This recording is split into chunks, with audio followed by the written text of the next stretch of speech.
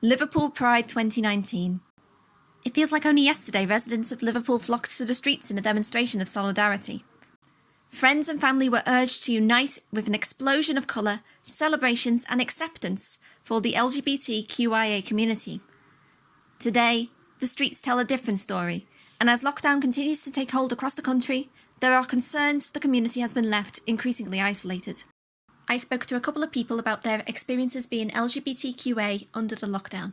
I could go out, get my hair cut, not open, so I tried doing it myself, but it turned out a bit wrong.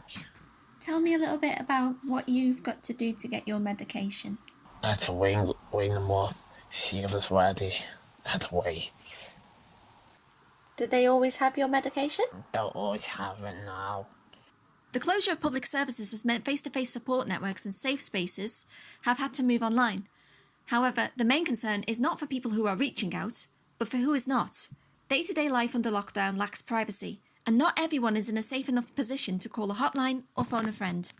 I'm really worried that my parents will bury me as the wrong gender when I die, and it's made it even worse knowing that the coronavirus is out and that there's a pandemic out. If they decide to bury me, that I'll be buried as a man. I don't want that. I've never wanted that.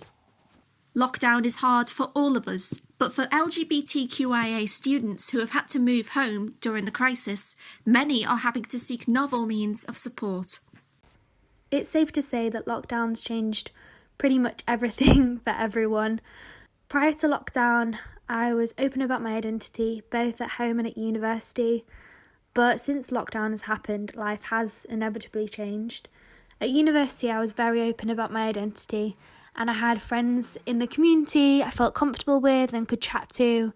Even though my family is super accepting, and I'm so lucky for that, it's still been hard to move away from these places and support networks I felt really safe and open in. Yet in spite of all this, members of the LGBTQIA community are banding together and supporting each other in times of need.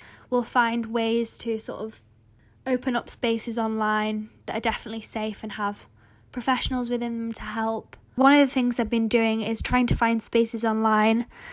I think that in some ways, lockdown has affected my ability to network and talk to other LGBT plus folk. Reaching out in other ways is necessary to continue that for me. So we have an LGBT plus group chat, which is really nice, from university.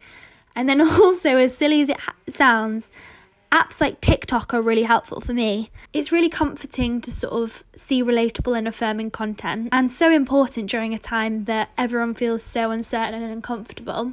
And I'd just like to say, if anyone else is struggling that's listening, this lockdown will pass, and however you're feeling is completely valid. I feel so lucky that I'm at home during lockdown in a safe space where I feel acknowledged, affirmed and accepted. A lot of people aren't in that situation, but I guess looking for resources and places online that are safe, such as the Proud Trust, who have great resources, is a really important thing for the community in this time. The determination to remain inclusive and support members of the community in dire need is a response which will no doubt invoke pride in the future. The LGBTQIA community may have already faced hardships in the past, but it is clear that they are mobilising to face this new challenge together.